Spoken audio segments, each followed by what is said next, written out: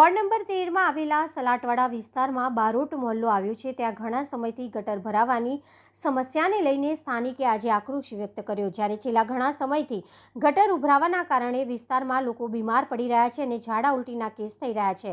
વારંવાર તંત્રને રજૂઆત કરી છે, પરંતુ તંત્ર એકબીજા ઉપર આક્ષેપ કરી રહ્યું છે। જ્યારે સ્થાનિક વોર્ડ નંબર 13 માં ગટરની સમસ્યાની રજૂઆત કરી ત્યારે અધિકારી દ્વારા કહેવામાં આવે છે કે આ ગટર લાઇન વોર્ડ નંબર 7 માં ભરાય છે। આવું અધિકારી જણાવીને પોતે છટકબાજી કરી રહ્યા છે। જ્યારે વોર્ડ નંબર 7 માં કહેવામાં આવે છે ત્યારે તે લોકો કહે છે કે આ ગટર વોર્ડ નંબર 13 માં આવે છે। જ્યારે સ્થાનિક વિસ્તારના કાઉન્સિલર જાગૃતિ કાકાને પણ ટેલિફોનિક જાણ કરી પણ કોઈ પ્રકારની કામગીરી કરવામાં આવતી નથી અને વારંવાર ગટરમાં સળિયા મારી હાલ પૂરતું કામગીરી કરી અધિકારીઓ જતા રહે છે, જેને લઈને આજે સ્થાનિકોએ તંત્ર સામે આક્રોશ વ્યક્ત કર્યો હતો। આ કયો વિસ્તાર છે? લોકોની ગટરની સમસ્યા થઈ રહી છે?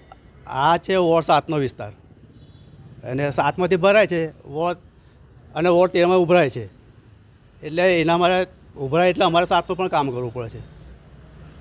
એટલે કેમ કે પેલા અઠવાડિયે પેલા ભાઈને તકલીફ છે, એટલે ચલો ભાઈ મેં કહ્યું 7નું હોય કે આપણે 13નું હોય તો આપણે ચાલુ કરી દઈએ। વારંવાર ભરાઈ જવાનું કારણ શું છે? હવે આ તો બધા કૂચાણ કચરો બધો આવે છે એટલા માટે ભરાય છે।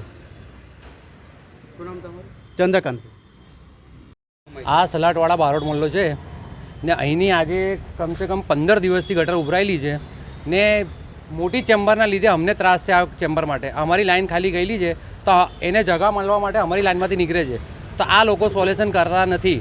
મેં પેલા વોર્ડમાં કીધું ને અમારા વોર્ડમાં કરી ગયા, તો પછી કહે કે તમે પેલા વોર્ડમાં જાઓ, સામેના વોર્ડમાં, એ વોર્ડ અલગ લાગે છે 8 નંબરમાં, તો એ કહે છે તઈથી હવે અમારું થઈ ગયું તો બોલે તમે તઈ જાઓ ને રોજ ખાયમ ખાલી સરિયા મારીને જાય છે। મશીન બી લાયા પણ કંઈ કામગીરી થઈ નથી આ લોકોથી। કેટલા વર્ષથી સમસ્યા તો હું જ્યારે બી મારા ચોપડામાં જોશો ને તો મારી જ કમ્પ્લેન હશે અંદર વધારે, ના કરી મારી વર્ષની કમ્પ્લેન બી કહો તો 8-10 કમ્પ્લેન મારી હશે અંદર। કોઈ કામગીરી કરવામાં નથી આવતું? કોઈ નથી। મેં એટલું બી રિક્વેસ્ટ કરી કે આ લાઈન તમે અહીં નાખી દો સાહેબ, અમારો કાયમનો ત્રાસ નીકળી હશે।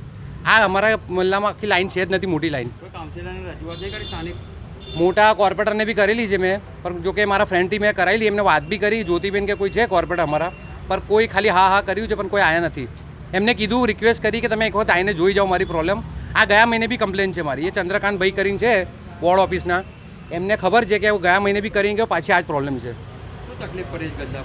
ગંદા એટલે મારા છોકરાઓ અહીં રમે, અમારું રહેવાનું અહીંયા, કામ અહીંયા કરવાનું, બધા છોકરા મારા 2 બીમાર પડી, હવે હું દવા લઈને આવ્યો છું। શું નામ તમારું? પિન્ટુ બારોટ।